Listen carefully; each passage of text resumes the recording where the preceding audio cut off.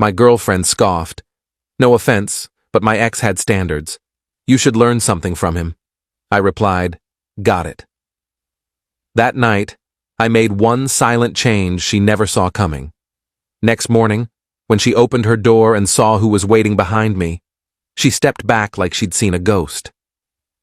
I'm Lucas, 31, and 2 days ago, my girlfriend told me I should be more like her ex-boyfriend. By the next morning, she discovered exactly what her perfect ex had been hiding from her and why he'd been so eager to help me understand what kind of person she really was. I'd been dating Stephanie for about 10 months. We met through mutual friends at a birthday party, started talking, exchanged numbers. She was 29, worked in interior design, had this confident energy that I found attractive at first. Things moved quickly. We were exclusive within a month, spending most weekends together, talking about taking a trip somewhere warm next spring. But around month 6, something shifted. She started making these little comments. My ex would never wear that shirt to dinner. James always knew exactly what wine to order. You should really update your wardrobe. James had such great style. James this, James that. Always James. At first, I tried to laugh it off. Everyone has a past, everyone has exes they might remember fondly. But the comments kept coming, getting more pointed, more frequent, and they always painted me as somehow falling short of this James guy's standards. 3 months ago, the comparisons got worse. We'd be at a restaurant and she'd say, James would have chosen a better place. We'd be watching a movie and she'd mention how James had better taste. I'd make a joke and she'd say, James was funnier. It was exhausting. Every interaction became a referendum on how I measured up to her ex. I asked her about it once, about 2 months ago. Why are you still so focused on your ex? If James was so perfect, why did you guys break up? She'd waved it off. It just didn't work out. Timing was wrong, but that doesn't mean he wasn't great. You could learn a lot from him, actually. That stung, but I let it go. I figured she'd eventually stop comparing me to someone who wasn't even in her life anymore. Except James was still in her life. Sort of. I discovered this about a month ago when I saw texts on her phone. Not snooping. She'd left it on the couch when she went to the bathroom and a notification popped up. Miss you. Coffee soon? From James. When she came back, I asked about it. You're still in touch with your ex? We're friends. Is that a problem? I guess not, but you talk about him constantly and now you're texting about meeting up? Lucas, you're being insecure. James and I are over. We're just friends. Mature people can do that. I dropped it, but something felt off. 2 nights ago, everything came to a head. We were at her apartment, she was cooking dinner, and I was helping prep vegetables. I'd picked up wine on the way over, nothing fancy, just a decent bottle from the store. She looked at it and sighed. This is what you brought? Yeah, it's the same kind we had last time. You said you liked it. It's fine, it's just... No offense, but my ex had standards. James would have brought something more thoughtful. You should learn something from him. I stopped chopping. You want me to be more like your ex? I'm just saying he put effort into things. He cared about quality. You just grab whatever's convenient. I grabbed a bottle of wine you said you enjoyed. That's somehow not good enough? Don't be defensive. I'm trying to help you improve. Something snapped in me, not anger exactly, more like clarity. This woman had been comparing me to her ex for months, telling me I wasn't good enough, that I should be more like James, and I was just accepting it. Got it, I said calmly. I'll work on that. She smiled, satisfied. Thank you. That's all I'm asking. We ate dinner, watched TV. She fell asleep on the couch around 10 p.m. I sat there thinking about what she'd said, about all the months of comments, about the fact that she was still texting her ex while telling me I needed to be more like him. Around 11 p.m., I did something impulsive.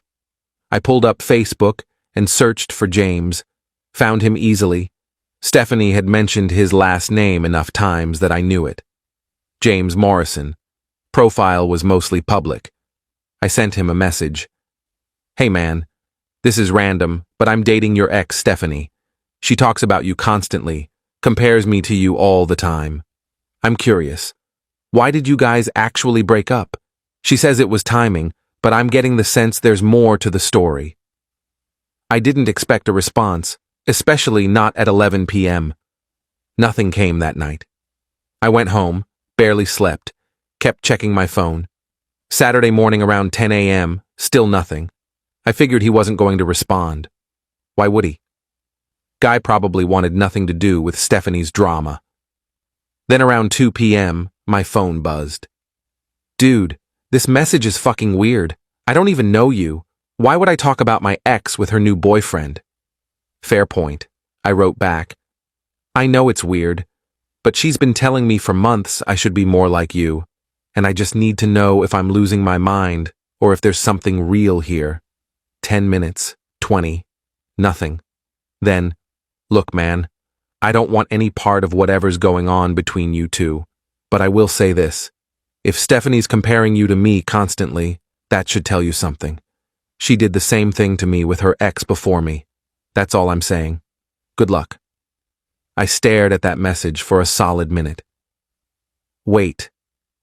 She compared you to someone else the whole time you were together? Long pause. Then, yeah. The whole fucking relationship made me feel like I was never good enough. I don't want to get into it, but if that's what she's doing to you, get out now. Trust me. Can we meet? Just coffee. I need to understand what I'm dealing with. I really don't think that's a good idea. Please. One conversation. I've been going insane for months, thinking something's wrong with me. Nothing for an hour. I thought I'd push too hard.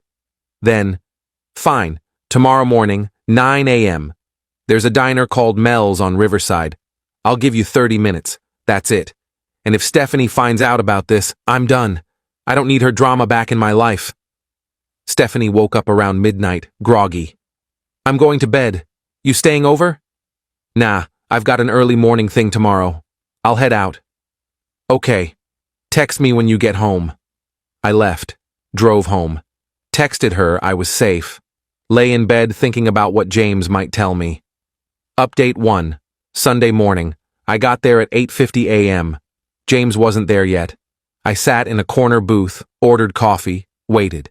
9:15. Still nothing. I thought he'd bailed. Then he walked in, looked around like he was checking if anyone followed him, saw me, walked over, didn't sit down. This stays between us. If Stephanie finds out I talked to you, I'm fucking done with this conversation. Clear? Clear. He sat down, ordered coffee, wouldn't make eye contact at first. So she's doing it again, he said. Doing what? The comparison thing. Making you feel like you're not good enough compared to some perfect ex who doesn't actually exist. That's exactly what she's been doing. He laughed, but it sounded bitter. Yeah, she did it to me for a year. Every single day I heard about her ex before me. How he dressed better, made more money, had better taste. I spent the whole relationship trying to measure up to some ghost. Why didn't you just leave? Because she makes you think it's your fault. Like if you just tried harder, you'd be good enough. By the time I realized it was bullshit, I'd wasted a year. What made you finally leave? He looked uncomfortable.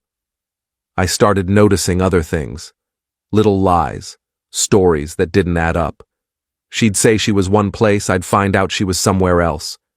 Money stuff that seemed off. I never got hard proof of anything, but it was enough. I confronted her. She flipped it around like I was the crazy one, and I was done. Do you think she cheated? I don't know. Maybe. Probably. Does it matter? The point is, she's fucking toxic, and if she's doing to you what she did to me, you need to leave. Did you ever find out anything about the ex she kept comparing you to? He shifted in his seat. Yeah, actually. After we broke up, I ran into a mutual friend. Asked about him. Turns out Stephanie was the one who fucked up that relationship, not him. I don't know details, but the friend said Stephanie did something that ended it badly, and then she rewrote history to make him sound perfect so she could use him as a weapon. We talked for maybe 45 minutes.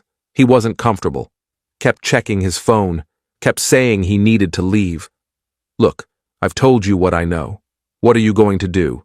he asked. "I need to end it, but I can't just ghost her after 10 months. So break up with her." "I want to confront her. I want her to know that I talked to you, that I know what she's been doing." He stood up. "Then do that, but leave me out of it. I'm serious. Don't mention my name, don't tell her we met. I don't want her showing up at my place or blowing up my phone." What if you were there when I confront her?" He looked at me like I was insane. "Are you fucking kidding? No, absolutely not. I'm not getting pulled back into her bullshit. She needs to see that I didn't make this up, that you confirmed everything."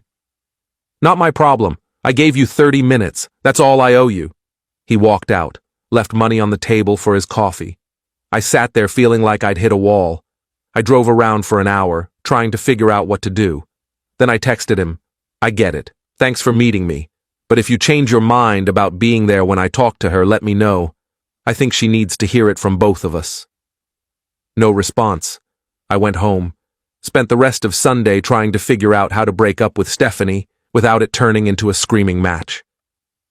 Monday morning, my phone buzzed. "James. I can't believe I'm saying this, but fuck it. Yeah, I'll be there. Not because I want to, because she needs to stop doing this shit to people." "When?" "Tomorrow morning, 10 a.m., her apartment. I'll be there at 10:15. You go in first, I'll knock. But I'm only staying long enough to tell her what I told you. Then I'm out.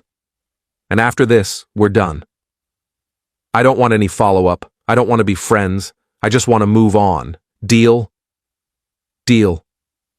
Update 2. Tuesday morning at 10 a.m., I knocked on Stephanie's door. My hands were shaking. I'd barely slept.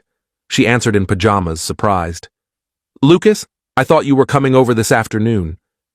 "Change of plans. Can I come in?" "Sure, but I'm not dressed yet." "That's fine. This won't take long."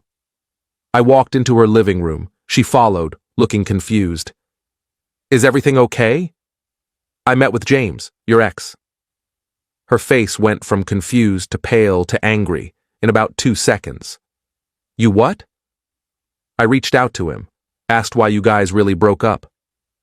"You had no fucking right to do that. He told me you did the same thing to him that you've been doing to me, compared him to your ex the whole time you were together, made him feel like he wasn't good enough." "That's bullshit." "Is it? Because it matches exactly what you've been doing to me for 10 months. James is a liar. He's still bitter about our breakup and he's trying to turn you against me. He didn't want to talk to me at first. I had to convince him. He didn't want anything to do with your drama." "Then why did he—" There was a knock at the door. "Who the fuck is that?" she snapped. "That's James. I asked if he'd be willing to tell you what he told me." "Are you fucking kidding me right now? You brought him here? To my apartment?" I walked to the door, opened it. James stood there looking like he regretted every decision that led to this moment. Stephanie's reaction wasn't a freeze. It was immediate rage. "Get out! Both of you get the fuck out of my apartment right now!" James held up his hands. "I'm just here to say one thing. I don't want to hear anything from you. You have no right to be here." "Stephanie, you did to Lucas exactly what you did to me. You made him feel like he wasn't— Fuck you! You're a pathetic, insecure asshole who couldn't handle that I had a life before you. I spent a year listening to you compare me to your ex every single day. And now you're doing it to him.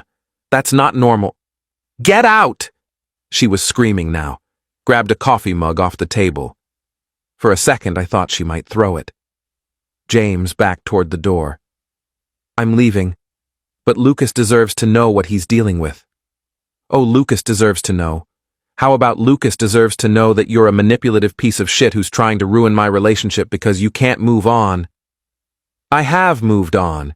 You're the one who texted me 2 weeks ago saying you missed me." That was friendly. It wasn't friendly. You wanted to keep me as a backup. Same way you're probably keeping Lucas as a backup for whoever comes next. She threw the mug, not at James, but at the wall next to the door. It shattered. James left, just turned and walked out fast. I stood there. Stephanie was shaking, crying now, switched from rage to tears in seconds. How could you do this to me? How could you bring him here? You spent 10 months telling me I wasn't good enough. I was trying to help you improve. By comparing me to someone you treated the same way? That's not... He's lying. He's not. She was screaming again, sobbing, pointing at the door. I left, heard her slam the door behind me so hard the whole hallway shook. Update 3. I sat in my car shaking. That was way worse than I thought it would be. James texted, "That was fucking awful. I'm blocking her number. Don't contact me again. Good luck." That was it. No friendship, no breakfast. He was done. My phone started blowing up. Stephanie, calls, texts, voicemails. I didn't answer any of them. The messages cycled through everything. "You're a fucking asshole. I can't believe you ambushed me like that. James is lying about everything. He's trying to manipulate you. I'm sorry. Can we please talk? I didn't mean to make you feel bad. You violated my trust. You contacted my ex behind my back. That's psychotic. Please answer. I love you. We can work through this. Fuck you. You and James deserve each other." Over and over. For hours. I didn't respond. Just turned off my phone and tried to process what happened. The next day, I sent one email. "You spent 10 months making me feel like I wasn't enough. I'm done." Then I blocked her everywhere. Final update. It's been 5 weeks. I haven't talked to Stephanie since. Blocked her on everything. James never responded to any follow-up messages. I tried once to say thanks, but he didn't reply. I get it. He didn't want to be part of this. He did me a favor and moved on. I heard through a mutual friend that Stephanie's telling people I conspired with her ex to attack her. Says I'm unstable and jealous. The friend who told me seemed skeptical, though. Said Stephanie's version of events didn't quite add up. I'm not dating anyone.